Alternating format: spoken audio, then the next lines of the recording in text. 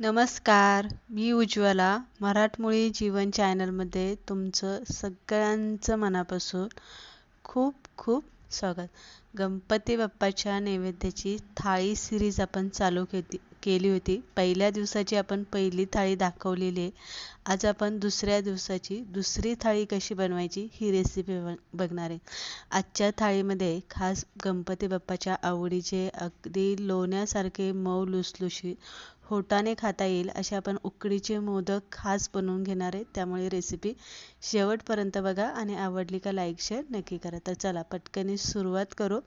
सगळ्यात पहिली मी इथे डाळ घेतलेली. इथे तुम्ही मुगाची किंवा तुरीची तुम्हाला ज्या डाळीचं वरण बनवायचे ती डाळ तुम्ही इथे घेऊ शकता. आता किती प्रमाणात बनवायचे तेवढी डाळ तुम्ही इथे घ्यायची. तर मी इथे अर्धी वाटी डाळ घेतलेली. स्वच्छ धुवून हळद, हिंग, मीठ आणि तेल घालून डाळ शिजायला लावायची. अगदी 10 मिनिटांमध्ये आपली ही डाळ शिजून होते. शिजल्याच्या नंतर ना डाळ चांगली हटवून गरगोट करून घ्यायचा म्हणजे वरण छान लागतं. इथे आता वरणाला आपण फोडणी देणार आहे. आता सगळ्यात महत्त्वाचं म्हणजे आपण नैवेद्याची थाळी बनवतोय त्यामुळे कांदा आणि लसणाचा वापर आपण अजिबात यामध्ये करणार नाही. पळीभर तेल घालून आपण जिरी मोहरी घातलेली आहे. 2-3 हिरव्या मिरच्या, कढीपत्ता, टोमॅटो, कोथिंबीर, हळद, हिंग आपल्याला घालून घ्यायचं आहे. 2 मिनटं चांगलं परतून घ्यायचं आणि हटून घेतलेली डाळ आपल्याला यामध्ये घालून घ्यायची. सगळ्यात शेवटी चवीप्रमाणे आपल्याला यामध्ये मीठ घालायचं आहे आणि वरणाला एक चांगली उकळी काढून घ्यायची. उकळी आल्याच्या नंतरनं पण वरण आपल्याला बारीक गॅसवरती 10 मिनटं उकळतं ठेवायचं म्हणजे टोमॅटो मसाले वगैरे छान शिजले जातात. तर इथे झाली आपली डाळ बनवून म्हणजेच वरण बनवून तयार झालेले. आता आपण लपथपीत असं मसाला वांगं इथे आपण बनवून घेणार आहे. वांगी घेतलेले. मसाला कसा बनवायचा ते सगळ्यात पहिलं बघूया. खोबरं, हिरव्या मिरच्या, आलं, शेंगदाणे, टोमॅटो, कोथिंबीर, धने, जिरे, बडीशेप, पांढरे तीळ, खसखस आणि मूठभर शेंगदाणे एवढं साहित्य आपल्याला मसाला वांगं बनवताना घ्यायचा. मसाला सगळा जेवढा मसाला घेतला आहे तेवढा आपल्याला चांगला भाजवून घ्यायचा. कुठेही कच्चा वगैरे अजिबात ठेवायचा नाही. भाजून घेतल्याच्या नंतर शेंगदाणे म्हणजे सगळे जे मसाले मी इथे घेतलेले ते सगळे मसाले मी इथे वेगवेगळे भाजून घेतलेले. सगळ्यात शेवटी आपल्याला आलं, हिरव्या मिरच्या, टोमॅटो आणि कोथिंबीर, थोडंसं मीठ आणि थोडंसं तेल घालून आपल्याला हे चांगलं परतवून घ्यायचं जोपर्यंत आपल्याला टोमॅटो पूर्ण असं सुकल्यासारखं किंवा शिजल्यासारखं वाटत नाही तोपर्यंत. हा झाला आपला इथे मसाला बनवून तयार झालेला आहे. कांद्याचा वापर आपण अजिबात इथे करणार नाही आहे. परत एकदा सांगते, मसाला गार झाला की मिक्सरला वाटून घ्यायचा. सगळ्यात पहिला कोरडा मसाला व्यवस्थित वाटून घ्यायचा म्हणजे कोरडा वाटल्यामुळे चांगला खोबरं वगैरे बारीक होतं आणि मसाला चांगला व्यवस्थित वाटला जातो. त्यानंतर आपल्याला टोमॅटो, कोथिंबीर घालून घ्यायची. शक्य वाटेल तेवढं थोडं थोडं पाणी घालून घट्टसर असा आपल्याला हा मसाला इथे बारीक वाटून घ्यायचा. आता हा मसाला आपला इथे वाटून तयार झालेला आहे. त्यामध्ये आपल्याला घालायचे शेंगदाणे. सगळ्यात शेवटी आपल्याला शेंगदाणे घालायचे कारण शेंगदाणे आपल्याला जास्त बारीक वाटायचे नाही तर थोडेसे असे जसं आपण कूट करतो अगदी तसंच त्याचं टेक्स्चर राहिलं पाहिजे. त्यानंतर मसाले यामध्ये कोणते घालायचे, कोथिंबीर घाला, हळद हिंग घाला, धने पावडर घाला, लाल तिखट घाला. तुमच्याकडे जर एखादा स्पेशल खास खडे मसाले एकत्र करून केलेला मसाला असेल तो घाला. मीठ घालून आपण व्यवस्थित मसाला मिक्स करून घ्यायचा. त्यानंतर वांग्यांना आपल्याला अशामध्ये चिरा द्यायच्या. खिडकी आहे नाही आहे हे सुद्धा चेक करायचं कारण का पावसाळ्यात काही काही लोक वांगी खात नाही.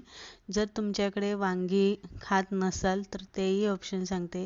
वांग्याच्या जागी तुम्ही ढोबळी मिरची वापरू शकता आणि या पद्धतीने तुम्ही ढोबळी मिरची भरलेली सुद्धा करू शकता. तर वांग्यामध्ये चांगला मसाला इथे भरून घ्यायचा आहे. वांग्यामध्ये मसाला आपला भरून झालेला आहे. त्यानंतर वांग्याला आपण इथे आता फोडणी देणार आहे. तर इथे आपला मसाला उरलेला आहे तो सुद्धा आपण नंतर घालणार आहे. 2 पळ्या इथे तेल गरम करायला ठेवलं होतं. तेल गरम झालं की जिरी मोहरी आणि थोडंसं छान अशी तरी येण्यासाठी आपल्याला लाल तिखट घालायचं आहे. जे वाटण आपलं शिल्लक राहिलं होतं ते सुद्धा यामध्ये घालून चांगलं परतवून घ्यायचं. परतल्याच्या नंतर ना आपल्याला थोडंसं पाणी घालायचं आहे. चांगलं शिजवून घेतलं की यामध्ये जी वांगी आपण भरून घेतलेली आहे ती वांगी आपल्याला यामध्ये ठेवून घ्यायची आहे. थोडंसं पाणी घालायचं आहे आणि वांगी आपल्याला झाकण ठेवून फक्त 10 मिनटं आपल्याला वाफेवरती ही वांगी शिजवून घ्यायची. तर 10 मिनटानंतर तुम्ही बघू शकता वांग्याची भाजी आपली बनवून तयार झालेली आहे. सुक्की भाजी आपण भेंडीची भाजी बनवतोय. 2 पळ्या तेल घालायचे, जिरी मोहरी घालून हिरव्या मिरच्या, हळद, हिंग, धने पावडर, कोथिंबीर घालून घ्यायची आहे. भेंडी स्वच्छ धुवून एखाद्या कॉटनच्या कपड्याने पुसून घ्यायची आहे, म्हणजे भेंडी चिकट अजिबात होत नाही. नेहमीसारखीच भेंडी मी इथे चिरून घेतलेली आहे आणि आपल्याला भेंडी घालून सगळ्यात शेवटी चवीप्रमाणे मीठ घालून घ्यायचं. भेंडी व्यवस्थित हलवून घ्यायची. झाकण न ठेवताच आपल्याला ही भेंडी वाफेवरती शिजवून घ्यायची. आता झाकण न ठेवण्याचं कारणसुद्धा मी तुम्हाला सांगते. झाकण न ठेवल्यामुळे काय होतं, भेंडी चिकट तर होत नाही, पण दुसरी गोष्ट म्हणजे भेंडीचा कलर जो असतो तो काळपट अजिबात होत नाही. अशी हिरवीगार अशी आपली भेंडी बनवून इथे तयार झालेली. आता भेंडी आपली इथे बनवून तयार झालेली आहे. आता सगळ्यात महत्त्वाचं म्हणजे गणपती म्हटलं की गणपतीच्या आवडीचे असतात ते मोदक आणि त्यातल्या त्यात उकडीचे मोदक. आता इथे आपण उकडीचे मोदक मी सगळ्यात शेवटी बनवायला घेतलेले, कारण मोदक हे गरमागरमच खायला छान लागतात. बाकीचे पहिली आपण इथे तयारी करून घेतलेली आहे बाकीच्या पदार्थांची. सगळ्यात शेवटी आपण इथे मोदक करूया. ओलं खोबरं घेतलेले, खवून न घेता मिक्सरला असं फिरवून घेतलं की बरोबर असं खवल्यासारखा त्याचा कीस तयार होतो. थोडंसं तूप घालून आपल्याला चांगलं खोबऱ्याचा कीस चांगला परतवून घ्यायचा. त्यामध्ये खसखस घातलेली आहे, काजू, बदाम यामध्ये बारीक असे पातळ काप करून आपल्याला घालायचे. आवडीनुसार तुम्ही ड्रायफ्रूट इथे घालू शकता. नंतर इथे सारण आता तुम्हाला किती गोड पाहिजे त्यानुसार तुम्ही इथे गुळाचं प्रमाण घालू शकता. 1 चमचा तूप घाला, त्यानंतर विलायची पावडर घाला, थोडंसं जायफळ घालून आपल्याला हे सारण चांगलं सुक्कं होईपर्यंत परतून घ्यायचं. म्हणजे सारणातला ओलसरपणा आपल्याला पूर्ण इथे कमी करून घ्यायचं. जर सारण तुमचं ओलसर राहिलं तर तुमचे मोदक जे आहे ना ते खूप पाणी सुटतं मोदकांना आणि मोदक व्यवस्थित होत नाही. सारण बनवून तयार झालेले. आता उकड काढू. 1 वाटी मी इथे तांदळाचं पीठ घेतलेले, रेशनच्या तांदळाचं पीठ घेतलेले आणि त्याच वाटीने 1 वाटी पाणी घेतलेले. पाण्याला आपल्याला इथे उकळी आणायची आहे. त्यामध्ये थोडंसं मीठ घालायचं आहे, थोडंसं आपल्याला यामध्ये तूप घालायचं आहे आणि पाण्याला उकळी आली की गॅस बारीक करायचा आहे आणि उकळत्या पाण्यात आपल्याला तांदळाचं पीठ सोडून व्यवस्थित आपल्याला पाण्यामध्ये मिक्स करून घ्यायचं आणि 5 ते 10 मिनटं आपल्याला गॅस बंद करून असं झाकून ठेवायचं. छान उकड निघते, मऊ लुसलुशीत उकड निघते. ही टिप तुम्ही उकडीचे मोदक बनवताना लक्षात ठेवा. इथे तुम्ही बघू शकता उकड व्यवस्थित निघाली आहे. आता आपल्याला परातीमध्ये हे काढून घ्यायची उकड आणि गरम असताना तूप घालून आपल्याला चांगलं मळून घ्यायचं. गरम असतानाच ही प्रोसेस करायची आहे. तुम्ही जर म्हणाल की जरासा उकड गार होऊ दे आणि मग मळून घेणार आहे तर तसं अजिबात करू नका. मग काय होतं, मोदकांना चिरा जातात, व्यवस्थित पाऱ्या वगैरे पडत नाही. तर इथे लगेच तुम्ही तांब्याने ग्लासाने उकड अशी फोडून घ्या आणि त्यानंतर तूप घालून उकड चांगली मळून घ्या. तुम्हाला शक्य असेल तितकं ते तुम्ही इथे अंदाजानुसार थोडंसं 1-2 चमचे असं तूप घालून उकड चांगली मळा. तुम्हाला त्याचा फायदा मोदक बनवतानाही येईल, कळेल आणि खाताना सुद्धा तुम्हाला त्याची टेस्ट लगेच जाणवेल. तर इथे मी चांगलं 2-3 चमचे तूप घालून उकड गरम असतानाच मऊ लुसलुशीत चांगली मळून घेतलेली. आता आपण इथे मोदक बनवायला घेऊया. आता जर तुम्हाला कळीचे मोदक हातावरती बनवता येत नसाल तर तुम्ही पळपाटावरती याची पारी लाटून सुद्धा तुम्ही कळीचे मोदक बनवू शकता. किंवा नसेलच जमत तर तुमच्याकडे साचा असेल तर तुम्ही त्या मोदकाच्या साच्याने सुद्धा मोदक बनवा.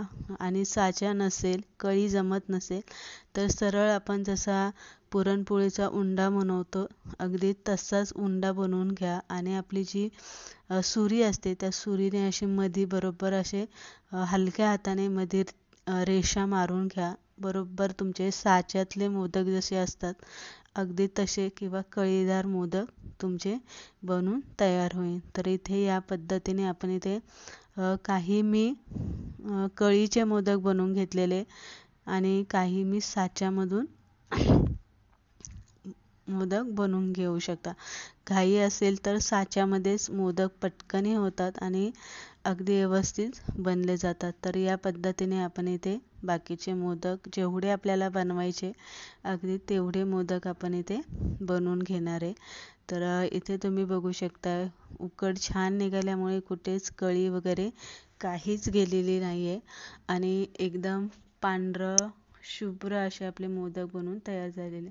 खाली हळदीची पानं ठेवलेली आणि हळदीच्या पानांवरती मी इथे मोदक बनवून घेतलेला आहे. गणपतीसाठी एक मोदक मी मोठा बनवलेला आहे जो मी नेहमी बनवत असते गणपती बाप्पासाठी.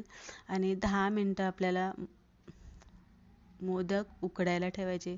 10 मिनटं खूप झाले उकडण्यासाठी. 10 मिनटानंतर छान मोदक उकडले गेलेले. मोदक कुठेही चिरा गेलेला नाही आहे म्हणजे आपली उकड जी आहे ना ती एकदम परफेक्ट निघाली होती. आता हळदीच्याच पानांवरती हे मोदक मी इथे काढून साईडला ठेवून घेणार आहे. तर अशा पद्धतीने आपण इथे गणपती बाप्पासाठी आपल्या नैवेद्याच्या दुसऱ्या थाळीमध्ये खास उकडीचे मोदक बनवून घेतलेले आणि सगळ्यात शेवटी आपण चपात्या इथे बनवून घेणार आहे. तर चपात्या मी सगळ्यात शेवटी ठेवत असते बनवायला कारण चपाती गरमागरमच छान लागते आणि साधासा भात आपण कुकरला जसा शिजवून घेतो अगदी तसंच मी इथे शिजायला लावलेलं आहे. तर इथे चपातीचं पीठ मी सगळ्यात पहिलं मळून ठेवलं होतं. लक्षात ठेवा आपण जेवणाची तयारीला लागलो जेवण बनवायला की सुरुवातीलाच चपातीचं पीठ मळून ठेवायचं म्हणजे तोपर्यंत काय होतं पीठ चांगलं भिजलं जातं म्हणजे चपाती चांगली अशी मऊ लुसलुशीत येते, चांगली फुगते आणि अगदी छान खायला एकदम रुचकर लागते. तर इथे झाले आपल्या चपात्या बनवून तयार. हळदीची पानं माझ्याकडे शिल्लक होती म्हणून ताटामध्ये मी हळदीची पानं ठेवून घेतलेली. हळदीची पानं किंवा केळीची पानं असं तुम्ही काहीही ठेवू शकता ताटामध्ये. देवाला ही चालतात हे पानं, रुजू असतात. तर इथे भात सगळ्यात पहिला ठेवून घ्यायचा आहे. वरण आणि त्यानंतरनं छान अशी भरलेली मसाला वांगी, हिरवीगार अशी आपण इथे भेंडी बनवून घेतलेली, उकडीचे मोदक आपण इथे बनवून घेतलेले मस्त असे आणि इथे बेसन पिठाचे मी इथे पोळ इथे बनवून घेतलं होतं म्हणजे दिरडं बनवून घेतलं होतं. गरमागरम चपात्यावरून साजूक तूप घालायचं आणि गणपती बाप्पाला ही थाळी अर्पण करायची. तर अशा पद्धतीने आपण ही दुसरी नैवेद्याची थाळी इथे बघितली.